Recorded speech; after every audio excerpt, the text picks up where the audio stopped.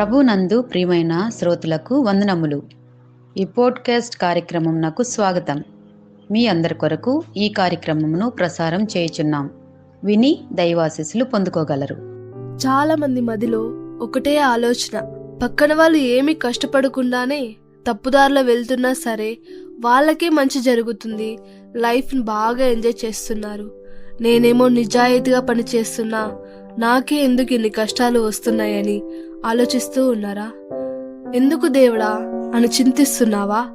నేస్తమా, ఒకటి గుర్తు పెట్టుకో, బురద గుంటలో పడితే ఎవరికైనా బురద అంటుకుంటుంది. కానీ ఆ బురద గుంటలో ఉండి కూడా బురద అంటకుండా వికసించే తామర పువ్వుకి ఉండే విలువే వేరు. నీతిగా ఉండడం అంటే కష్టాలు పడటం కాదు, నీతిగా ఉండటం అంటే మనిషిగా గెలవడం.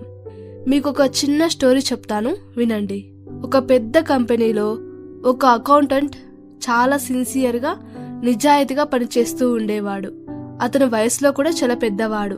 ఇంకొక కొన్ని రోజుల్లో రిటైర్మెంట్ అవుతాడు. వాళ్ళ బాస్ అతనికి ఒక టెస్ట్ పెట్టాలనుకున్నాడు. అందుకే ఒక ప్లాన్ వేశాడు. ఒక ఫేక్ బిల్ పేపర్ మీద సిగ్నేచర్ ఇవ్వాలి అని చెప్పి అతని వద్దకు వచ్చాడు.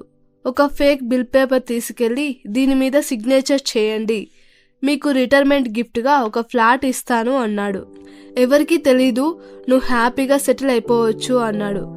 ఆ ఫేక్ బిల్ మీద సైన్ చేస్తే ఇతనికి ఫ్లాట్ వస్తుంది. దాని ద్వారా అతనికి కావాల్సినటువంటి అవసరాలను కూడా తీర్చుకోవచ్చు. అతని కుమారుడు కూడా పెళ్లి చేసేయచ్చు. అన్ని అవసరాలు ఉన్నప్పటికీ కూడా అతను మాత్రం ఆ ఫేక్ బిల్ మీద సైన్ చేయలేదు. ఎందుకంటే అతను అంత నిజాయితీగా తన వృత్తికి పనిచేస్తున్నాడు. సార్, నాకు ఫ్లాట్ దక్కపోయినా పర్లేదు, కానీ నేను రిటైర్మెంట్ అయ్యి ఇంటికి వెళ్తున్నప్పుడు నా నీతి, నా నిజాయితీ మాత్రం నాతో వస్తాయి. నా కొడుక్కి నేను ఇచ్చే అతిపెద్ద ఆస్తి నా నిజాయితీ, నా గౌరవం మాత్రమే అని చెప్పాడు. ఆ కంపెనీ ఓనర్, అక్కడున్న ఎంప్లాయీస్ అందరితో సహా చప్పట్లు వర్షం కురిపించారు. నేను నీకు ఒక చిన్న టెస్ట్ పెట్టాను, ఎందుకంటే నాకు ఒక నమ్మకమైన CEO కావాలి, అతని కోసం వెతుకుతున్నాను. ఈ నిజాయితీ టెస్ట్లో నువ్వు గెలిచావు. ఈ కంపెనీకి నీలాంటి నిజాయితీ కలిగిన CEO ఉండాలని అతన్ని సన్మానించి సత్కరించారు. పరిశుద్ధ గ్రంథంలో సామెతలు 11వ అధ్యాయం 18వ వచనంలో ఇలా ఉంటుంది: భక్తిహీనుని సంపాదన వానిని మోసం చేయును, నీతిని విత్తువాడు శాశ్వతమైన బహుమానము నొందును. సో ఫ్రెండ్స్, ఈరోజు నువ్వు నీతిగా నిజాయితీగా ఉండటం వల్ల నువ్వు కొన్ని అవకాశాలు కోల్పోవచ్చు. కానీ గుర్తుపెట్టుకో, కోల్పోయిన అవకాశం మళ్ళీ వస్తుంది. కానీ ఒక్కసారి క్యారెక్టర్ కోల్పోతే అది తిరిగి రాదు. నమ్మకంగా ఉండు. దుష్టత్వంతో దక్కేది కేవలం ఆస్తి మాత్రమే, కానీ నీతితో నిజాయితీతో దక్కేది ఆ దేవుడి ఆశీర్వాదం మరియు లోకమిచ్చే గౌరవం.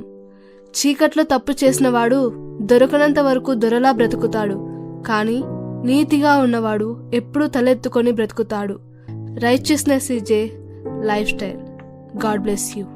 ఈ కార్యక్రమమును గూర్చి మీ సలహాలు మరియు మీ ప్రార్థనా అవసరతల కొరకు మమ్మను సంప్రదించవలసిన మా ఫోన్ నంబర్ 948585085039 మరియు email ID info@fibaonline.org.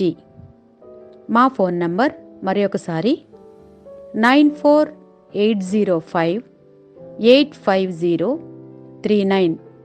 Email ID info@fibaonline.org.